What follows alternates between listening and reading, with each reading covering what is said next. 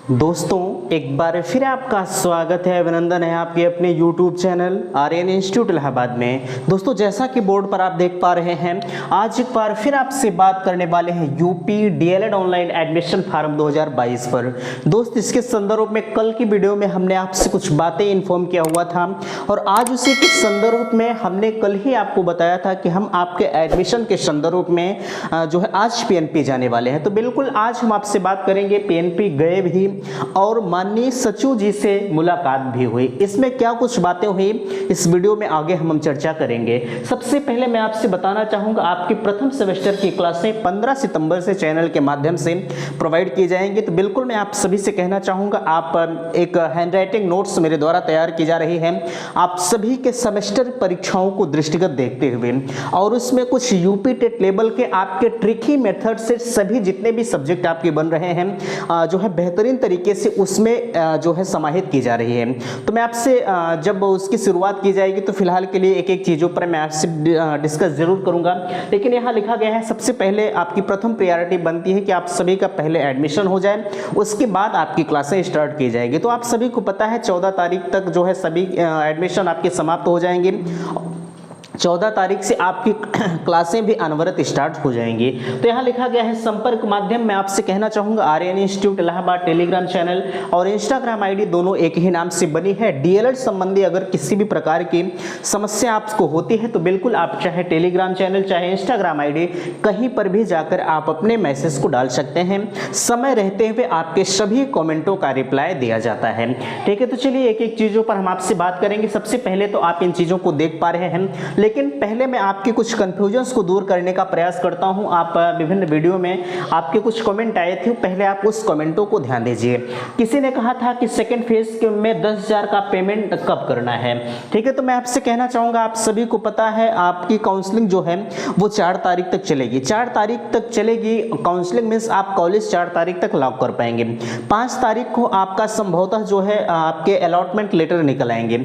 जैसे ही आपका allotment letter आपके समक्ष निकल कर आता है तो कॉलेज अलॉटमेंट, ठीक है, कॉलेज अलॉटमेंट जैसे ही आता है तो तत्काल आप 10,000 का पेमेंट करके, जो भी कॉलेज आपके नाम अलॉट हुआ रहेगा 10,000 का पेमेंट करके आप जो है अगली तारीख नहीं लिखेंगे। वैसे 9 तारीख तक जो है 9 तारीख तक आपके एडमिशन की अंतिम तिथि है। ठीक है, 9 तारीख या 8 तारीख 9 तारीख तक तो आपके कॉलेज वाले आपका डाटा भेजेंगे पीएनपी को। 8 तारीख तक आपकी कॉलेज की प्रक्रिया चलेगी। 8 तारीख के पहले 10,000 का पेमेंट भी करना है और 10,000 का पेमेंट करने के बाद आपके अपने कॉलेज में, जो भी कॉलेज आपके नाम अलॉट रहेगा उस कॉलेज में एडमिशन की सारी प्रक्रिया आपको पूर्ण करनी है। ठीक है, यह चीजें आप ध्यान दीजिएगा। आगे हम बात करेंगे कॉलेज वाले ओरिजिनल डॉक्यूमेंट्स की मांग कर रहे हैं, क्या करें। देखिए मैं आपसे कहना चाहूंगा, जहां भी अगर आपको ओरिजिनल डॉक्यूमेंट की मांग की जा रही है तो बिल्कुल यह वैलिड होता है।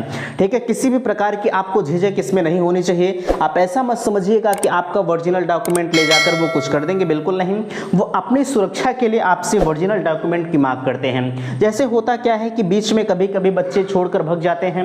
ठीक है, तो इस वजह से अपनी सुरक्षा के लिए आपके ओरिजिनल डॉक्यूमेंट की जो है वो सुरक्षित रख लेते हैं। आपको अगर भविष्य में कभी जॉब वगैरह लगती है इस बीच में तो बिल्कुल आपको ओरिजिनल डॉक्यूमेंट मिलता है। ऐसा नहीं है कि उसके दौरान आपको नहीं देंगे। कुछ कॉलेज वाले होते हैं आपसे एफिडेविट वगैरह लेके जो है आपके ओरिजिनल डॉक्यूमेंट को आपको दे देते हैं। फिर जितना आप अवधि के लिए ले रहते हैं 2 दिन 4 दिन 10 दिन के लिए, तो उसके अंदर ही आपको जो है ओरिजिनल डॉक्यूमेंट फिर कॉलेज वालों के पास आपको सबमिट करना होता है।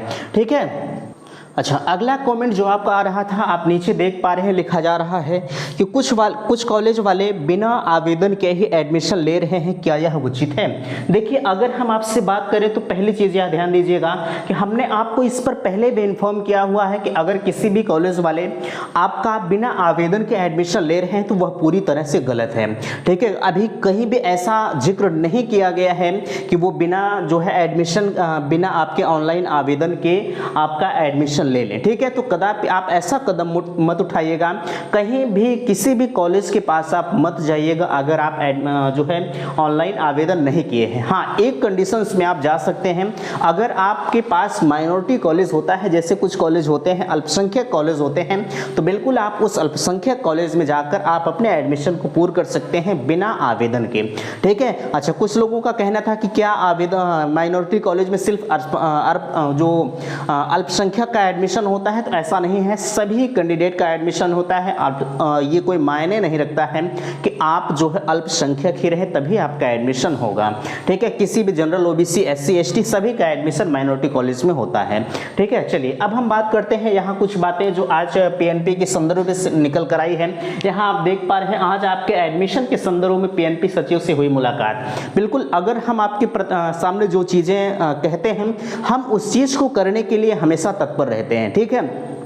ऐसा नहीं है कि आज हमने आपसे कहा हाँ एक दिन मैं लेट करूंगा, ठीक है। जैसे हमने कल आपसे कहा था, मैं कल भी पीएनपी गया लेकिन कल जो है 2 दिन गया, ठीक है। 2 दिन किसी कारणवश मुलाकात नहीं हो पाई, तो आज उसके संदर्भ में हमने कुछ टाइम एक्स्ट्रा निकाल कर गया, तो बिल्कुल आज उनसे मुलाकात हुई। तो क्या कुछ बातें आपके समक्ष लिखी गई हैं, सारी चीज़ों का मैं जवाब देते हुए आपको आगे की तरफ ले चलूँगा। यहाँ हमने डायरेक्ट एडमिशन नहीं लिखा है, यहाँ आपके डायरेक्ट एडमिशन पर भी इनसे कुछ बातें पूछी गई थी और डायरेक्ट एडमिशन पर इन्होंने क्या कहा आगे हम बात करेंगे आपसे, ठीक है। चलिए यहाँ लिखा गया है आज आपके एडमिशन के संदर्भ में पीएनपी सचिव से हुई मुलाकात। सबसे पहले क्वेश्चन उनसे किया गया माननीय सचिव महोदय से कि फर्स्ट फेज काउंसलिंग में कॉलेज अलॉट वाले सेकंड फेज में भाग नहीं ले पा रहे हैं, क्यों? जाहिर सी बात है यह चीजें आपको पता भी है। अगर आपने प्रथम फेज की काउंसलिंग में पार्टिसिपेट किया था और आपको कोई कॉलेज अलॉट हो गया था, ठीक है, उस कंडीशन में आप जो है उस कंडीशन में आप सेकंड फेज की काउंसलिंग में भाग नहीं ले पा रहे हैं। यह आपके पास एक विकट समस्या बनी हुई है, ठीक है। जब आप जो है सेकंड फेज की काउंसलिंग में भाग नहीं ले पाएंगे तो बिल्कुल आपको समस्याओं का सामना करना पड़ेगा। तो उन्होंने साफ तौर पर कहा कि फर्स्ट फेज काउंसलिंग में जो कॉलेज अलॉट किए हैं, अच्छा एक चीज उन्होंने स्पष्ट तौर पर बताया कि हमने जब इसके संदर्भ में नोटिफिकेशन निकाल रहा था तभी उस नोटिफिकेशन में लिखा गया था कि अगर किसी फेज में आप जो है आपके नाम कोई भी कॉलेज अलॉट हो जाता है तो आपको सेकंड फेज की काउंसलिंग में या उसके अगले राउंड की काउंसलिंग में भाग लेने का मौका नहीं मिलेगा। हमने उनके समक्ष ये बात रखी, आप यहाँ देख पा रहे हैं। हमने उसके बाद जब इन्होंने इस चीज़ का जवाब दिया तो हमने यही चीज़ कहा कि सर आपने इस चीज़ का जिक्र नहीं किया था कि जो बच्चे 10,000 का पेमेंट कर देते हैं, ठीक है, सिर्फ इसमें तो यही कहा गया था कि अगर आप 10,000 का पेमेंट कर देते हैं तो आपको उसी कॉलेज में एडमिशन लेना है जिस कॉलेज के लिए आपने 10,000 का पेमेंट किया था, ठीक है। लेकिन आपने इस चीज का जिक्र नहीं किया था कि अगर हम 10,000 का पेमेंट कर देते हैं तो आप जो नहीं करते हैं तो हम किसी कॉलेज में नहीं जा सकते। तो उन्होंने देखिए इसके संदर्भ में कहा कि जिन्होंने 10,000 का पेमेंट नहीं किया उनके साथ यह विडंबना है। तो उन्होंने साफ तौर पर कहा कि बिल्कुल अगर इनके जिन लोगों को जिन्होंने 10,000 का पेमेंट नहीं किया उनके ऊपर यह विचारणीय है, ठीक है। तो आगे कैसे क्या होता है, फिलहाल के लिए कुछ चीजों का जवाब देने से ये कतरा गए, ठीक है। अब कैसे क्या कतराए हैं उसके बारे में भी हम बात करेंगे। और यहाँ एक सबसे बड़ा मुद्दा हमने इनके सामने रखा कि पुनः आवेदन के लिए वेबसाइट खोलने के संदर्भ में सचिव जी ने क्या कहा। हमने उनसे कहा कि सर ऐसा है कि अगर एक बार पुनः डीएलएड के लिए एक 2 दिन 4 दिन जो भी समय आपके पास हो, अगर वेबसाइट पुनः एक बार खोल दी जाए तो संभवतः 50 से 55 हजार लोग अभी भी ऑनलाइन आवेदन कर सकते हैं, ठीक है। तो बिल्कुल क्या आप इस बात से सहमत हैं कि नहीं है? आप कहेंगे बिल्कुल सहमत हैं, ठीक है। तो उन्होंने जब यह बातें रखी गई कि दोबारा वेबसाइट खोलने के लिए तो इन्होंने साफ तौर पर मना कर दिया, ठीक है। इन्होंने कहा कि भैया ऐसा नहीं हो सकता कि पुनः वेबसाइट खोली जाए, चूंकि सत्र को भी ध्यान में रखना पड़ता है। अभी हम वेबसाइट खोल दें तो आगे की प्रक्रिया कम से कम 10 दिन 15 दिन के लिए और आगे बढ़ जाती हैं। तो वेबसाइट खुलना अब बिल्कुल ना के बराबर है। हमने इनके सामने एक प्रश्न रखा कि सर अगर यहाँ सर रिजल्ट के अभाव में, ठीक है, अच्छा सर अगर पुनः वेबसाइट खोली जाए तो संभवतः इन्होंने यह भी कहा कि मुझे भी पता है, ठीक है, मुझे भी पता है कि अभी मुझे और भी कैंडिडेट्स मिल सकते हैं, ऐसा नहीं है, लेकिन हम इसके चक्कर में जो है हम अपने सत्र को विलंब नहीं करेंगे, ठीक है। चलिए आगे हम बात करते हैं आपसे। सर रिजल्ट के अभाव में बच्चे आवेदन नहीं कर पाए हैं तो उनका क्या कसूर था, ठीक है। यह चीजें हमने कहा कि सर आपने तो इस चीज को इस डीएलएड के ऑनलाइन की आवेदन की अंतिम तिथि रख दी, ठीक है। उन्होंने कहा बिल्कुल, हमने इस चीज को उनके सामने रखा कि सर एक चीज पर क्या आपने विचार किया कि अभी भी कुछ ऐसे विश्वविद्यालय हैं जिन्होंने अपने फाइनल ईयर के रिजल्ट को जारी नहीं किया है, तो ऐसे में उस बच्चे की क्या जो है क्या कुछ कसूर रहा है कि उनके साथ यह दुर्व्यवहार किया जा रहा है। उन्होंने कहा कि अब इसके संदर्भ में आप अगर इस चीज़ को लेकर हमसे सवाल जवाब ना करें तो बेहतर है। तो फिलहाल के लिए अब हम कर ही क्या सकते हैं, तो जो भी होता है जैसा भी होता है तो आगे की वीडियो में आपसे चर्चा किया जाएगा, ठीक है। फिलहाल के लिए आप सभी के साथ यह संवेदनाएं तो है कि आपने आवेदन नहीं कर पाया, अब आगे क्या होता है कैसे होता है, फिलहाल के लिए यह वर्ष तो आपको ड्रॉप करना ही पड़ेगा, ठीक है। आप किसी भी प्राइवेट कॉलेज के पास मत जाइएगा अगर आपने आवेदन नहीं किया है तो आपके पास जैसे होता क्या है, पैसे ले लेंगे, उस पैसे लेने के बाद आपको इधर उधर दौड़ाएंगे और लास्ट में कहेंगे कि हम क्षमा चाहते हैं आपका एडमिशन नहीं हो पाया, ठीक है। चलिए अब हम बात करते हैं डायरेक्ट एडमिशन पर भी इनसे चर्चा किया गया।